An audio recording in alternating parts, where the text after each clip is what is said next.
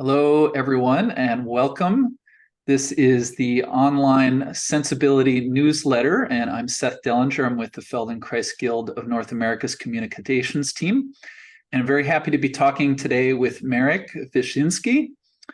Marek is the president and the clinical director of physical therapy and Feldenkrais New York, or NYC. You can see it there on the screen next to him. And also the co-founder of the Feldenkrais Institute of New York and the Feldenkrais Foundation. He's been working with clients who have pain, neurological difficulties, orthopedic challenges, many different kinds of clients, professional athletes, but people of all walks of life. And he's both a physical therapist and a Feldenkrais practitioner. And so we thought that given his unique background, Marek would be a great person to talk to today about the question of back pain and what we need to do to have a healthy back. So welcome, Marek. So glad you're here. Thank you for having me. I'd love to be useful. That's what I aspire in my daily professional life and outside profession too. Fantastic. Yeah, I forgot to mention you've been a fencer for 40 years as well. Yeah, that's my other passion. Yeah, back pain is actually probably my favorite topics and something that there's probably a place where fencing and back pain have overlapped.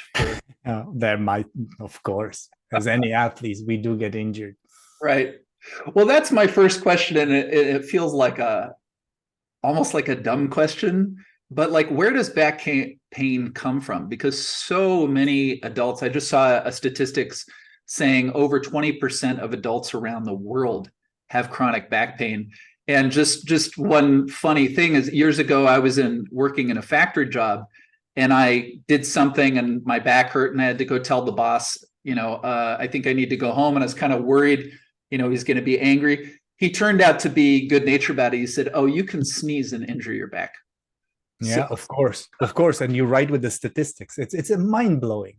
Yeah. If you think of the prevalence, it's 12% worldwide at any given day, meaning today, 12% of the population of the world experience back pain. Mm-hmm. And over a period of month, 23%. So the numbers are like staggering. And your question is a good one because there is really no answer to it. Like with all the MRIs, all the technology, all the advances in medicine, there is still no single pathomechanical factor that will suggest higher risk for back pain.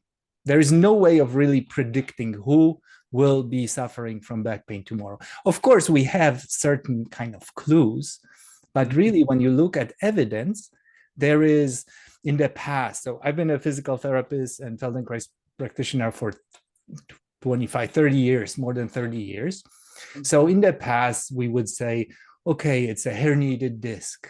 But then looking at how many false negative MRIs we get, practically you and I, if they took our MRIs today, and I assume you're in the lucky today state that you don't have back pain, there is still some studies show that 74% of people who never had back pain in their life, who do sports and athletic activities, go to gym, no limitations at all, you MRI them, and 74% will show severe to moderate pathologies, including spinal stenosis, herniated disc, ruptured discs, all these horrible things that we wish never see on our MRIs actually exist with people who don't experience any pain.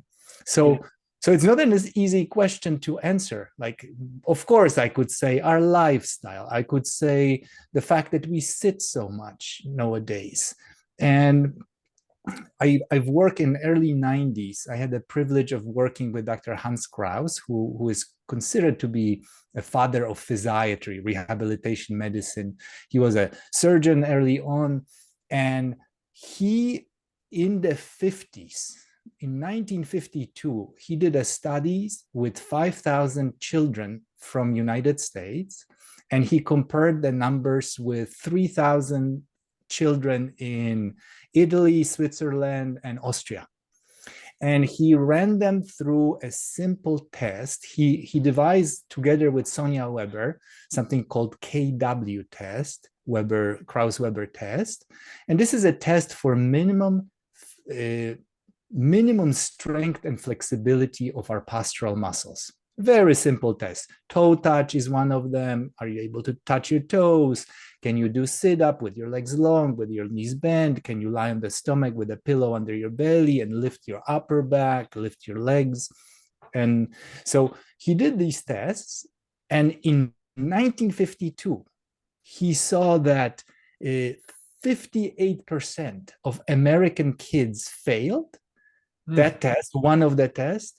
And in Europe, like 8% failed. 8%. Yeah. So it was like 57% to 8%. And then he even divided into like flexibility, 44% of American kids versus like 7% of European kids. Strength was even more striking because only 1% of European kids fail one of those strength tests, while 35% in American kids. So when that data landed on, it was times of President Dwight Eisenhower, on Eisenhower's desk, he was really alarmed and he said that something needs to be done with that. And we are talking 1952. Now, if you ran, what's our fitness level? How many kids? And I think now, since world change all over the place, even European kids are much more sedentary. COVID definitely didn't help with us sitting. And that's the basic difference between the US and Europe, that the kids in Europe were just more active. Well, there was less television, and in 1950s, for Krauss, it was television. That kids are glued to television while European kids climb trees and just run until 10 p.m. and they have to be pulled home. So we moved on to our phones now. I mean, now we moved to phones. So we made a like we stood at the edge of the cliff, and now we made a major step forward. Right.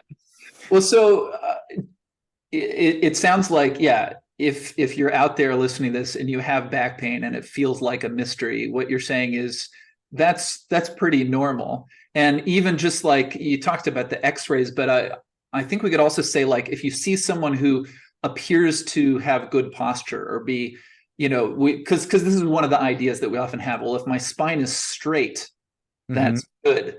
But what you're saying is that doesn't necessarily mean this person isn't actually miserable on the inside. Exactly. Not quite.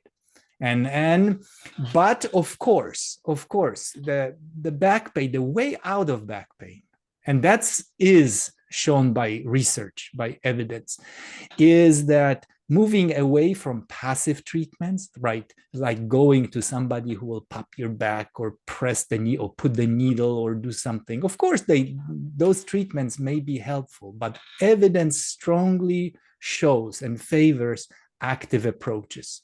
So we should think of lifestyle changes, being more active, sleep, taking care of ourselves, relaxation, meditation, all forms of movement are beautiful Feldenkrais method. But also, if you enjoy dancing, if you enjoy other things, sports, getting active, changes in your lifestyle, that's the real way out of back pain. So what is unique about Feldenkrais as compared to some of these other approaches? Basically, what I'm hearing from you is like, look, movement is crucial. There's all kinds of variety of movement, which is great news because people of different, tastes and can find different ways of getting that movement in. But if someone has back pain, and Feldenkrais has a certain reputation for sometimes being able to help people who have tried several other things already. So what would you say about that? I think the major differentiator for us is that we look at movement as the property of learning.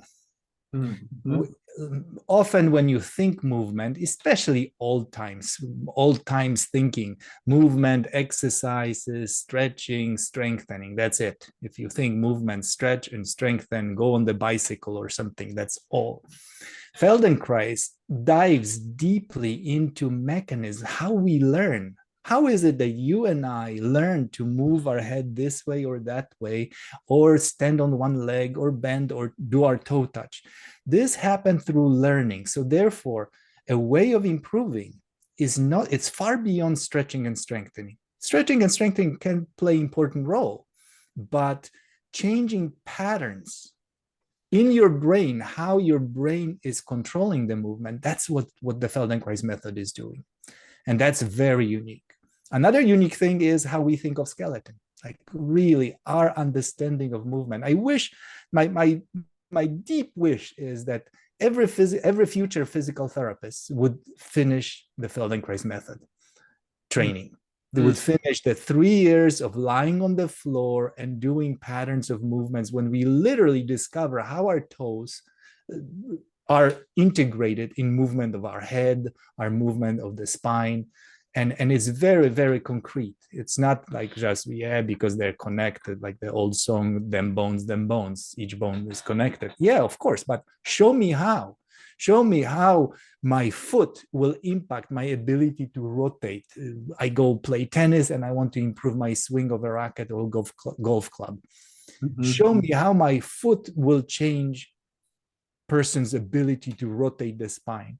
In the Feldenkrais method, is just like, of course, I can show you. Look at this. I'll give you several lessons that will illuminate that and bring it to your awareness. So you will say, oh, wow.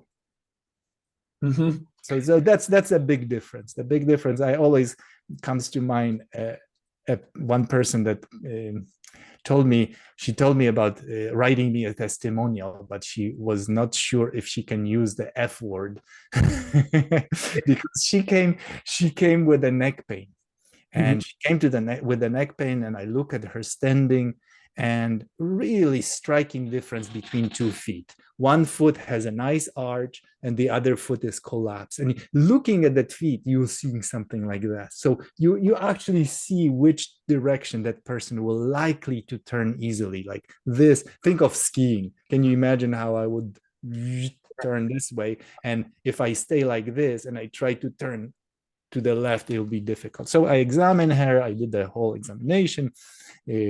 She turns the head like this. She turns the head to the left, and it's like, oh, that hurts. I ask him, do you notice how you're moving to the right, to the left? And she says, yes, I notice pain. But I say, I understand you have pain to the left, but can you feel the difference when you're turning? And she says, difference? What do you mean? And she goes like that, and then to the other side, like that, and said, no, I move the same, but it hurts. It's killing me here. Okay, I see that her perception of herself, her skeleton, her action is a little bit distorted. Pain, of course, does it. If you have a pain that is just killing you, subtleties in how your foot stands or something, it's seemed unimportant, and you don't even perceive it. So I have her lie down on the back. I put rollers under the legs. How is your back? How is your neck? Are you feeling okay? She says, in this position, I'm good. And I proceed. And I start as far away from the neck as possible, because I don't want any guarding and protective responses. Because if you have somebody with acute neck pain and you start touching, that nervous system will go like, oh, it's not going to be available. Yeah, I trust you, especially some guy that you don't know and starts to manipulate your neck.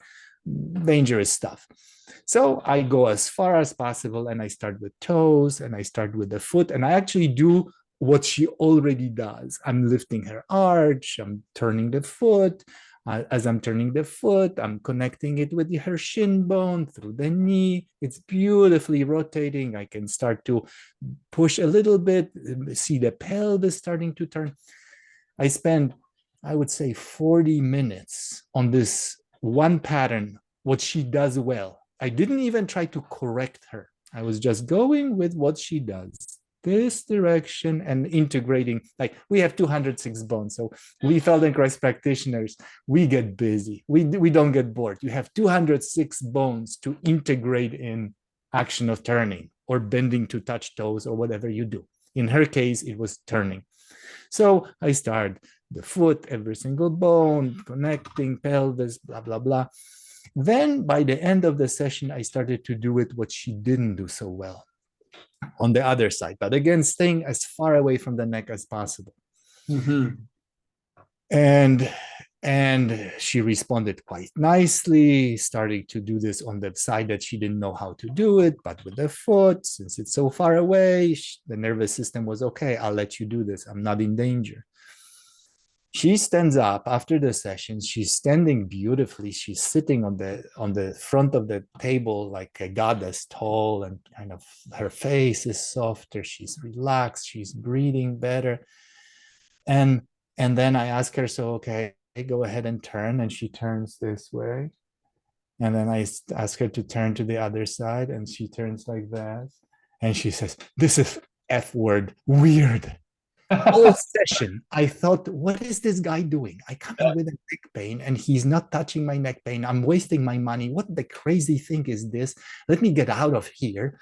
Mm-hmm. And I'm just working. And that integration of her feet were a very important element of this difficulty that she was having, because basically she was part of her nervous system was turning the body right while she was trying to turn left. This is like a conflict. So what we do in the method is we're trying to free up those conflicts. So if you turn right, don't turn left. Very profound statement, right? But you'd be surprised how many millions or billions of people do that. We try to turn left, but we still somewhere in the body are turning right, and we don't know about this.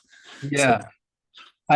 Your story, it has a simplicity to it, like, the whole body turning together to each side, as opposed to like what I saw you demonstrate. It was like, oh, the head is doing something, but everything else is not there. Mm-hmm. And so if that's sort of pointed out, or if we're just hearing a narrative, you're recounting in third person, it all makes sense. But you're also explaining how for her, this was totally below the radar. And you described two things there. You described sort of the mechanics of the movement of her body, but you were also talking about a communication you were having. You were very aware of her nervous system and what was going on there. I think, for many people, this might be the thing that, because there's many, you were describing functional integration, which is the individual work that a Feldenkrais practitioner does with a client. There's also a group class called awareness through movement. So, the practitioner is just giving verbal cues and everyone on the floor is moving. Well, if you walk into an awareness through movement class, you'll often see movements that you see in other forms of movement, like the pelvis is going like this. People call this a pelvic tilting. Mm-hmm. Right. And practitioners in the Feldenkrais method think about a clock, and there's a 12 o'clock and a 6 o'clock, but it's essentially the same movement. But the outcome can be so different between the Feldenkrais approach. I'm just trying to underline the mechanical movement is the same, but the piece with the nervous system is unique.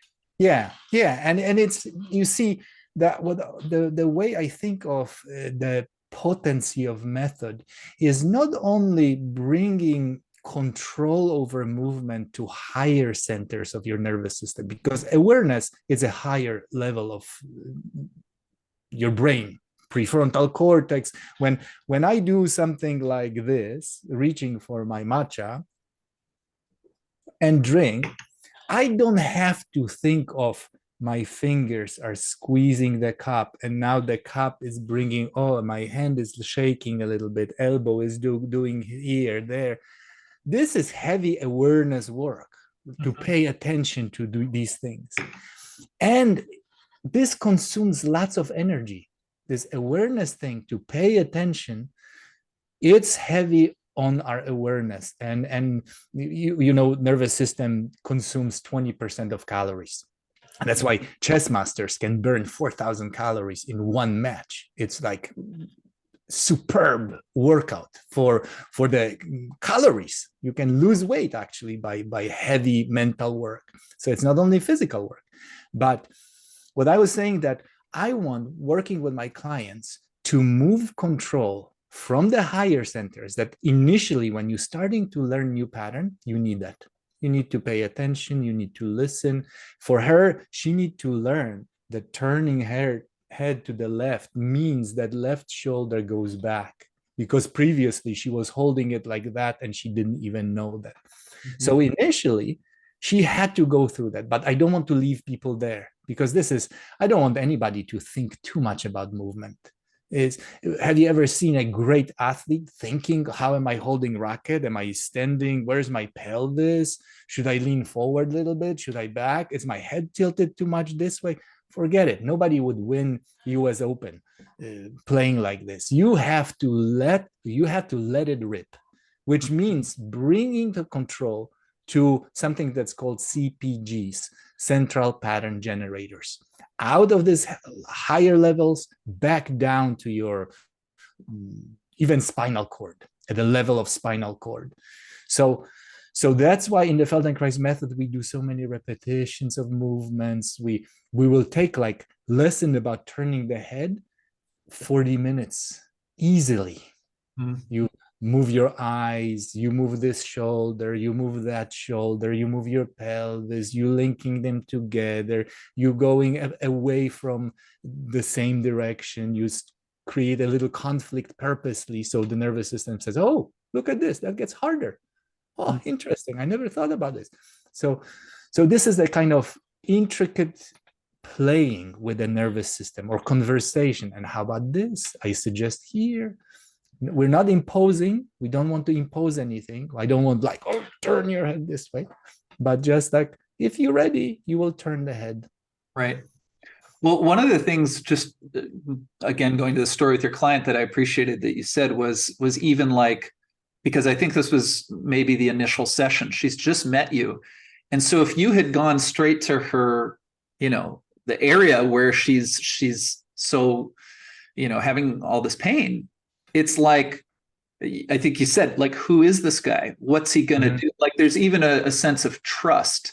And it sounds like you're also saying, so that's the session, but also like, if I have pain, getting out of bed is also a question of, do I trust myself to get out of bed? Do I trust myself to walk across the room?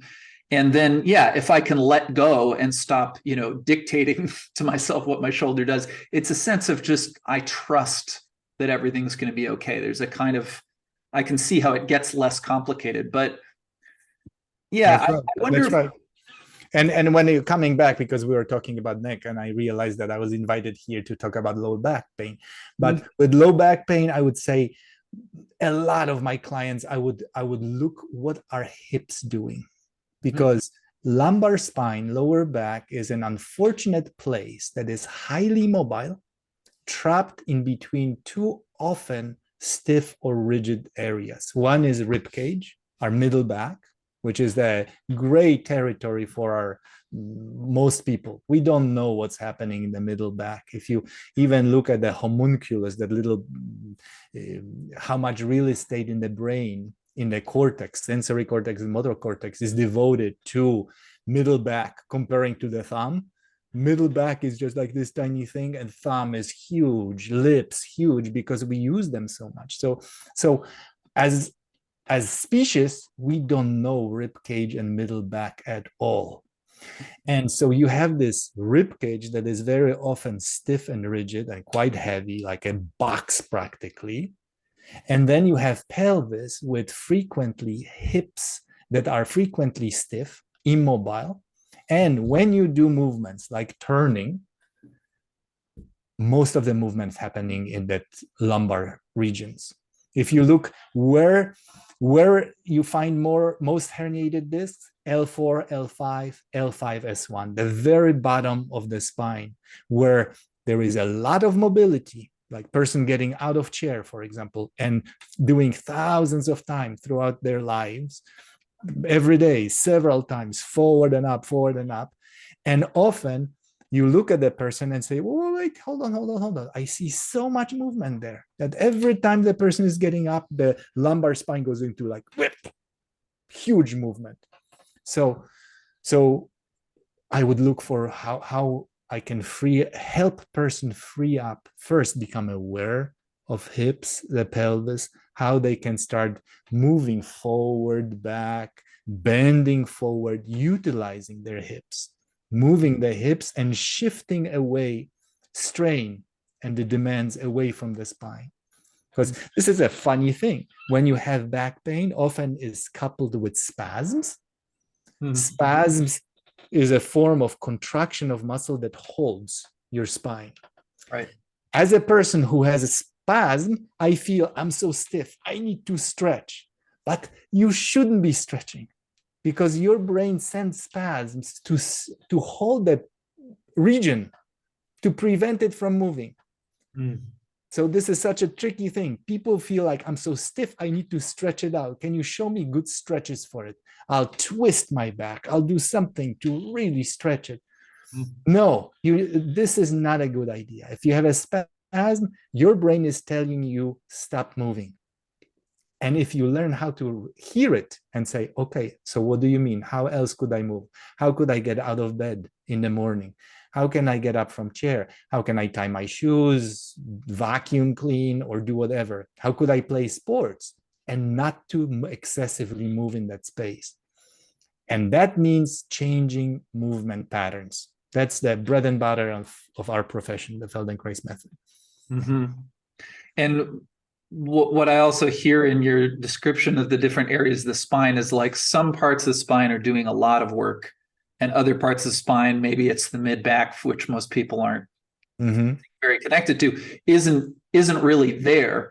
But it sounds like, I mean, you know, because I do Feldenkrais work too, and you mentioned, well, we're talking about the neck, but we should go to low back, and it even occurs to me there's something a little counter to my training in the Feldenkrais method to even talk about back pain, because then we just look at the back. That's right. I mean, you're talking about the whole body, and at the same time, of course, the back is like the central line, and it kind of makes sense that it could be the place the symptom shows up where the actual cause might have started anywhere. But it sounds like, and I say this because I think this is a thing that we often do, like your client, a place hurts and I point at that spot.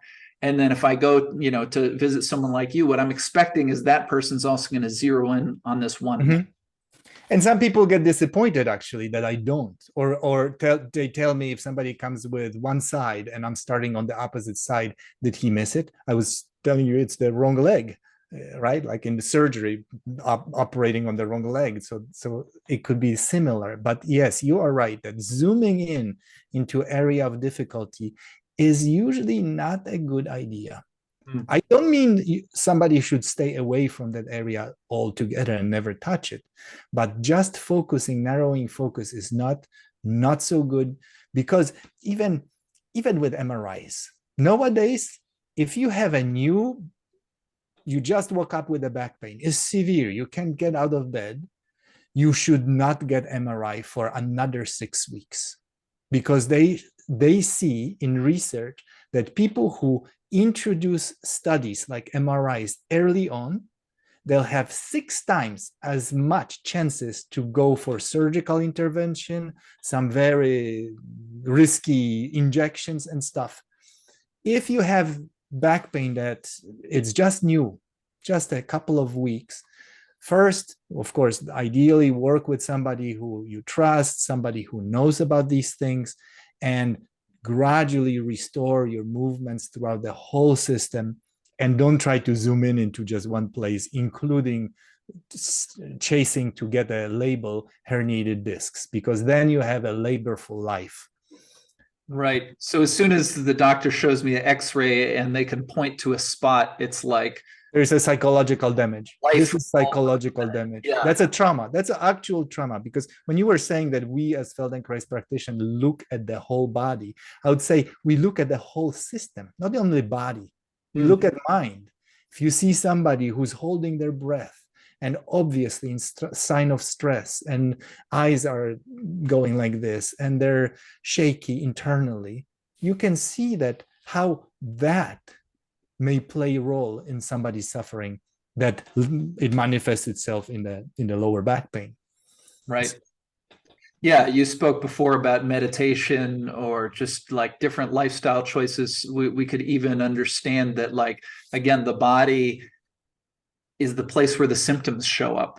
But there's overall, it sounds like we're talking about discovering wholeness and also really a sense of agency, right? Because again, when I go and someone who's an expert shows me an X-ray of my spine and says, there you go, then it's like I suddenly feel like, well, I need an expert to fix this. I need, and we do need help. We do need to, if we're unclear, if we have this mystery of our back pain.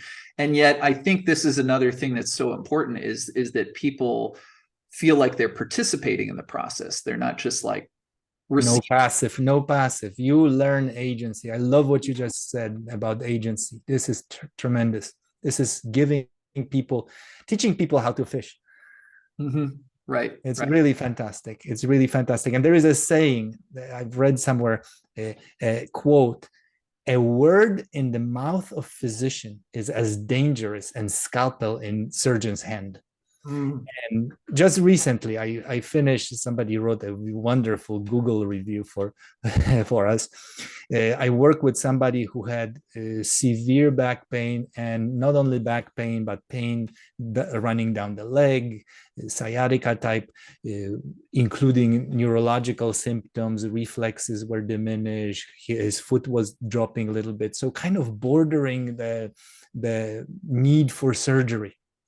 And that person, he's a physician himself, although not an orthopedist, and he went to the specialist, and the specialist told him, no, you're not gonna get, it's just gonna get worse. There is nothing you can do for you. You must have surgery. You will never get better. And again, that person was actually convinced that he has to have surgery. So right off the bat, if you work with somebody like this, it's very difficult. It's very it will undermine. The person will feel better. They will stand up and say like, whoa, my back is so much better.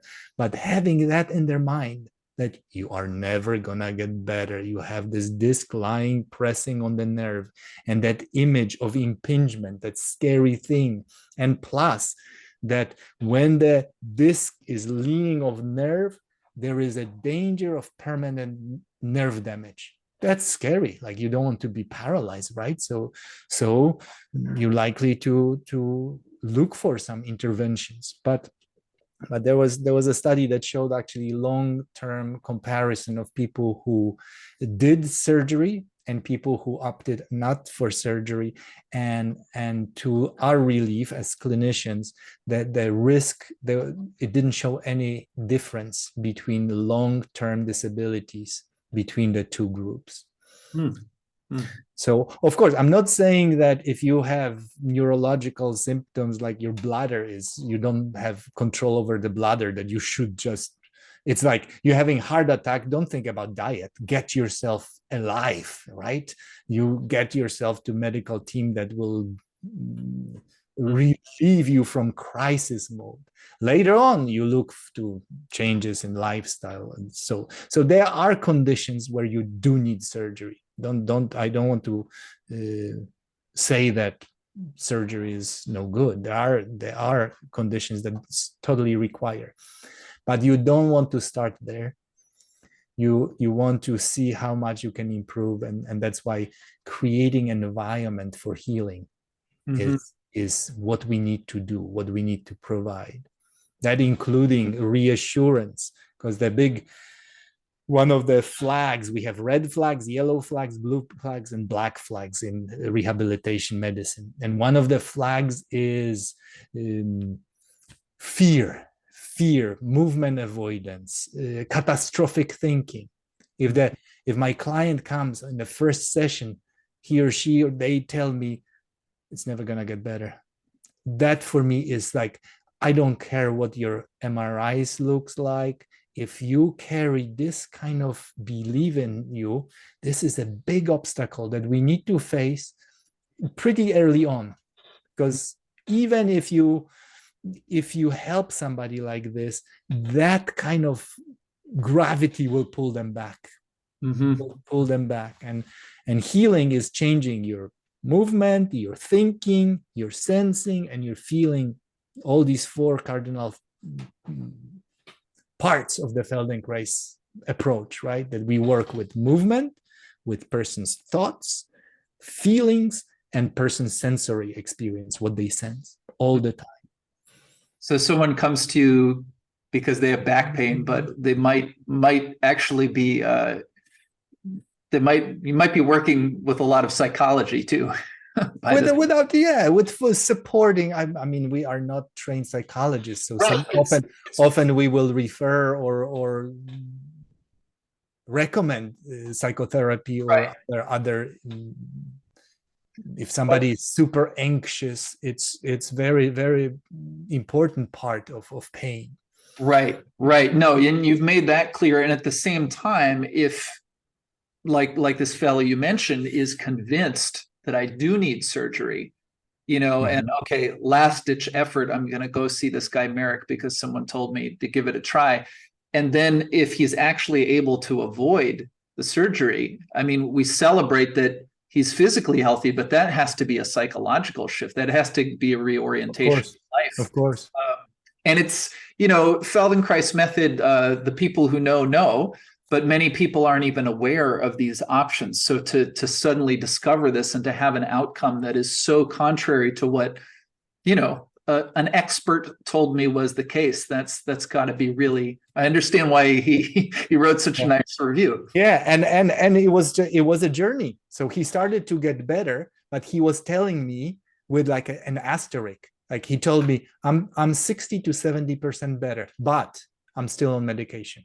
And when I stop medication, the pain will come back with vengeance. And it was like, okay, you might be right. I try to be disciplined, never to argue with anybody, not go into kind of tug of war, but just merge with the system. That's what the person believes, and he might be right.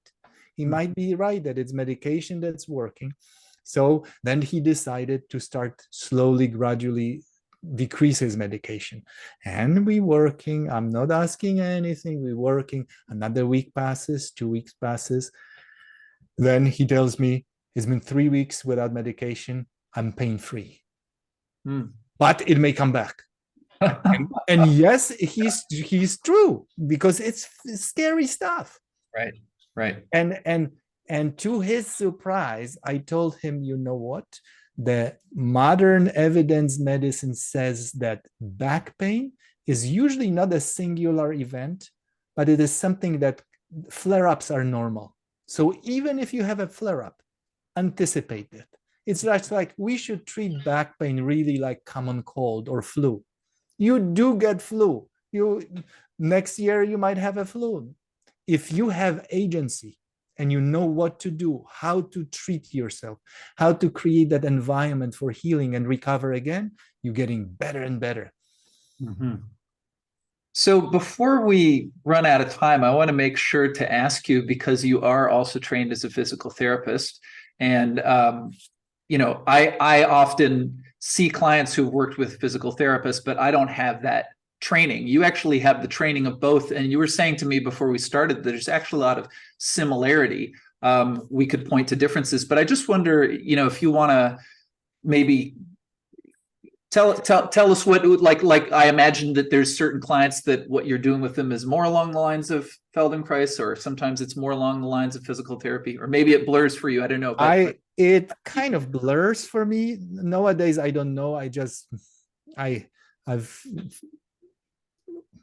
My practice now is so strongly influenced by Feldenkrais, but Moshe's Feldenkrais thinking, his philosophy of work, his understanding of skeleton, his understanding of neuroplasticity. And in the 40s, he was writing about this way before we knew anything about neuroplasticity, about possibilities of changes.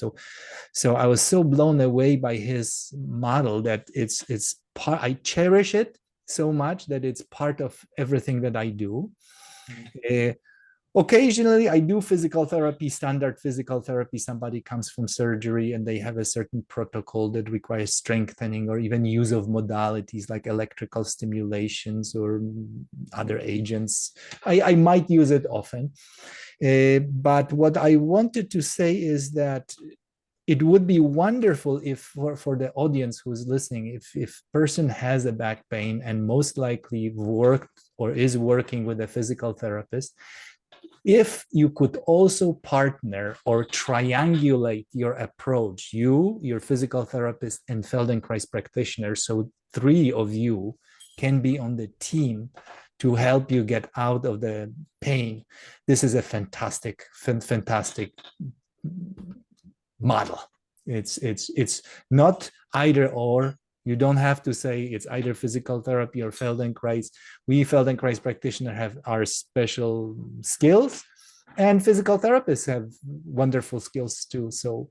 So it would be partnering, teaming up, practitioner talking to the physical therapist talking to practitioner, what they discover. It can be very potent combo. Mm. That's great. I just get the sense from talking with you that when you see back pain with a client, you're hopeful. Like there's a lot. Very much so. Oh, very much so. I was thinking like, because so often, and yes, we do have, look, myself, I had ACL tear. I have knee problems. I have even surgery to replace that ACL. So things, as we age, things deteriorate, right? We get arthritis, we get broken bone here and there, this tendon gets off, blah, blah, blah. So deterioration is reality.